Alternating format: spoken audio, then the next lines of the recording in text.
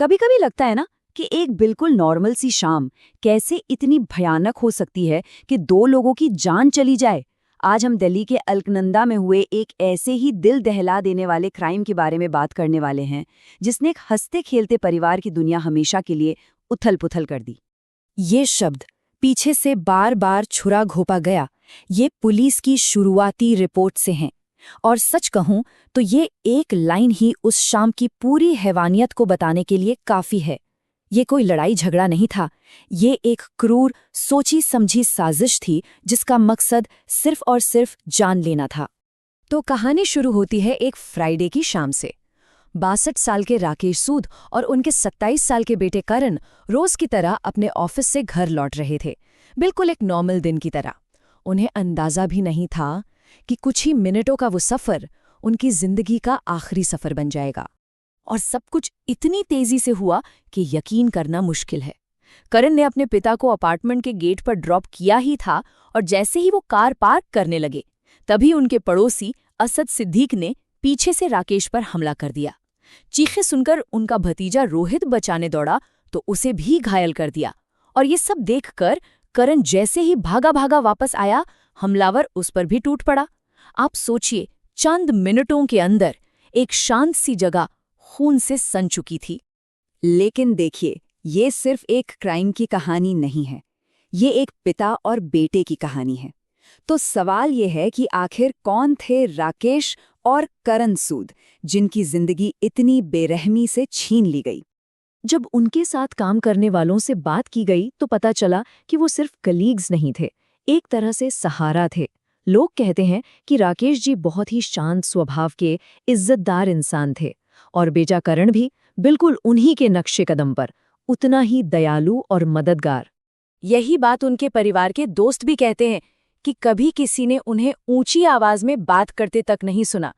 और शायद इसीलिए ये सब और भी ज्यादा शॉकिंग है।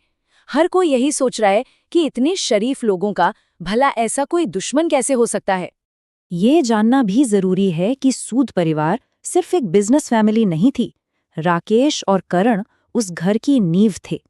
दोनों अपनी पत्नी और माँ मधु जी की देखभाल में लगे रहते थे, जो एक सीरियस न्यूरोलॉजिकल बीमारी से जूझ रही हैं। मतलब इस हमले ने उस परिवार से सिर्फ 2 लोग नहीं छीने, बल्कि उनका पूरा का पूरा सहारा ही छीन लिया। तो अब सबसे बड़ा सवाल, ऐसे लोगों के साथ आखिर इतनी हैवानियत क्यों? किस बात ने एक पड़ोसी को इतना बड़ा दुश्मन बना दिया? पुलिस और परिवार दोनों का शक एक ही तरफ जा रहा है, एक पैसों का लेन देन जो बहुत बुरी तरह बिगड़ गया। देखिए, परिवार के मुताबिक हुआ ये कि करण ने अपने पड़ोसी सिद्दीकी से कुछ पैसे उधार लिए थे, वो भी ऊंचे ब्याज पर। जब पिता राकेश को इस बारे में पता चला तो उन्होंने सिद्दीकी से बात की, थोड़ा नेगोशिएट किया और कम ब्याज के साथ पूरी रकम चुका दी। लेकिन सिद्दीकी, जो कि एक फाइनेंसर भी था, इस बात से खुश नहीं था।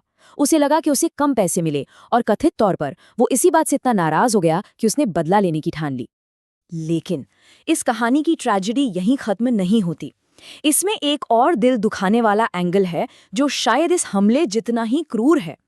हमले के बाद जब पिता पुत्र को बचाने की कोशिशें शुरू हुई तो वो सिस्टम की लापरवाही की भेंट चढ़ गईं। एक सुनहरा मौका उनकी जान बचाने का हाथ से निकल गया। 30 मिनट, सोचिए, पूरे 30 मिनट। परिवार का आरोप है कि वो लगभग आधे घंटे तक खून से लथपथ राकेश और करण को लेकर मदद के लिए भटकते रहे। वो 30 मिनट जहां एक एक सेकंड कीमती था, शायद वही उनकी जिंदगी और मौत के बीच का फासला बन गए।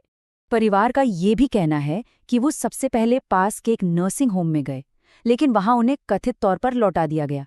वजह ये बताई गई कि इतनी गंभीर चोटों के लिए उनके पास फैसिलिटीज नहीं हैं। इसके बाद उन्हें एक दरवाजे से दूसरे दरवाजे भटकना पड़ा और इस सब में वो कीमती वक्त बस गुजरता चला गया। इस डबल मर्डर ने सिर्फ एक परिवार को नहीं तोड़ा है, इसने पूरे मोहल्ले को, पूरी कम्युनिटी को एक गहरे सदमे में डाल दिया है। मतलब कोई यकीन ही नहीं कर पा रहा है कि उनके अपने पड़ोस में 2 जाने पहचाने लोग इतनी बेरहमी से मारे जा सकते हैं। और आखिर में ये घटना हमें एक बहुत ही जरूरी सवाल पूछने पर मजबूर करती है कि आखिर एक मामूली पैसों का विवाद इतनी जानलेवा हिंसा में कैसे बदल जाता है?